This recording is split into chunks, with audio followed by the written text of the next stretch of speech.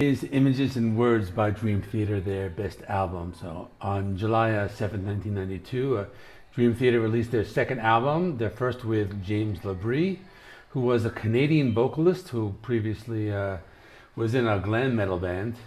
And this was the album that catapulted them into the mainstream at a time when grunge and alternative was all the rage.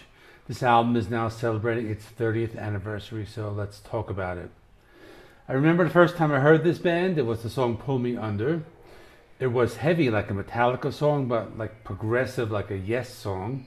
I listened to some progressive metal before with Queensryche, but they were more of like a heavy metal band, I guess. This song was very big. It was the first time like a song like this went mainstream. And I think it was actually like the only time. I can't think of any other progressive metal songs from any other band like being so like mainstream. Song was all over MTV and the radio. It had that acoustic intro, those chunky guitar riffs, and the proggy keyboards. A very unique combination of styles paired with the soaring vocals of James LaBrie. Another interesting fact is that the lyrics were based on Shakespeare's Hamlet. So let's talk about the other songs on the album now. The other single was Another Day. It was written by John Petrucci after his father was diagnosed with cancer. Dream Theater was always known for their ballads, and this is a perfect example of one of them, but it's mostly a piano and keyboard driven song, but also has like some of that like saxophone playing. Sounds similar to power ballads from like hair metal bands from the late 80s, but they incorporate some heavy guitars later on. There are many layers of sound, they have some keyboards.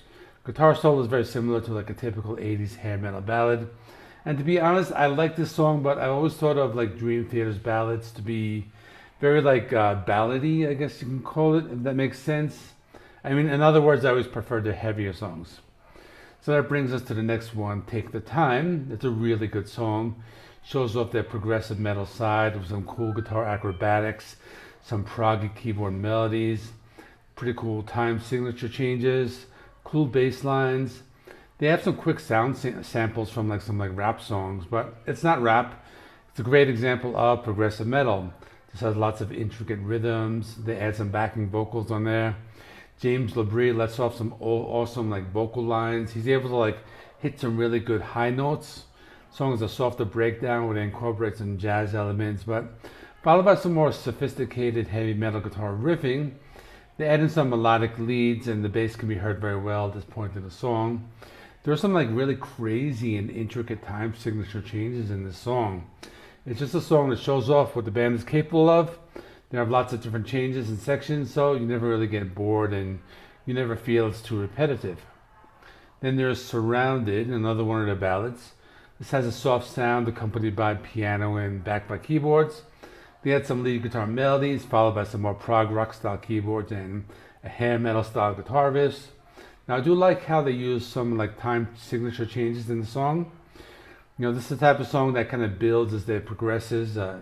It gets a little faster with some more complex guitar riffing and power chords, and it's a 5-minute song, goes through different stages. There's some softer parts, some heavier ones, and like I said before, I like their ballads, but I prefer the heavier and proggier stuff. That brings us to Metropolis Part 1, The Miracle and the Sleeper. It's an interesting song because it's part 1 to a subsequent concept album that was released in 1999 called Metropolis Part 2, Scenes from a Memory. The song also includes a line, like a scene from a memory, which is actually like the title of that next album. But it's a long 8-minute song, very progressive. It has some heavy and chunky riffs, has some progressive keyboard melodies.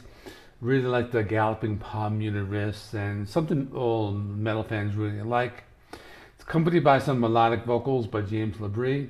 In the song, you hear how he can really like hold a note. You know, there's really great vocals.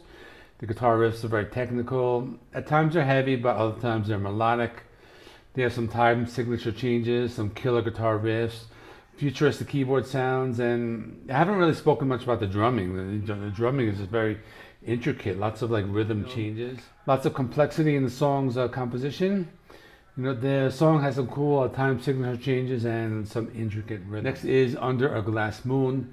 This is a progressive rocker. It has twin guitar leads in the intro, followed by some of those like marching band style drum rhythms. You get some heavier riffs. It gets very progressive. Maybe something similar to the band Yes, but kind of heavier than them. Has some slower, thick palm muted riffs. And basically what I'm trying to say here is that the composition is very dense. There's a lot going on. James LaBrie has a very melodic vocal delivery. The drums are awesome. They move back and forth between tempo changes and different rhythms. You also hear some reverb heavy guitar chords similar to a band like Rush. The keyboards are still present here, following this melodic backdrop behind the complex and technical guitar riffs at first, but you get an awesome keyboard solo reminiscent of like 70s prog rock bands. The guitar solo is a shredder, just classic heavy metal mixed with a little jazz and funk, and the song is another good example of what the band is about, just very heavy prog music. There's a short song called Wait for Sleep, only 2.5 minutes, kind of like a soft piano ballad accompanied by a lot of different like orchestration.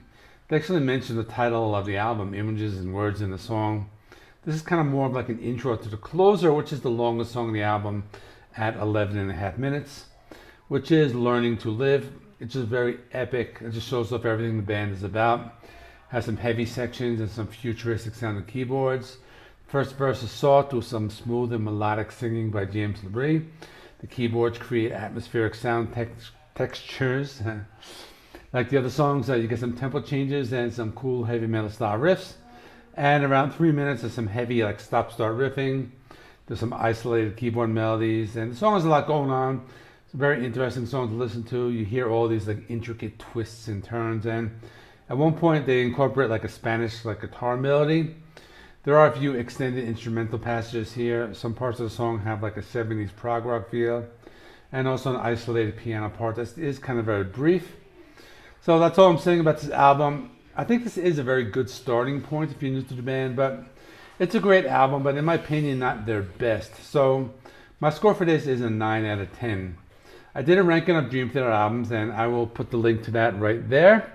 Spoiler alert, Images and Words was not number one, but it is up fairly high. If you want to check it out, just click on that box right there, and I'll see you in the next one.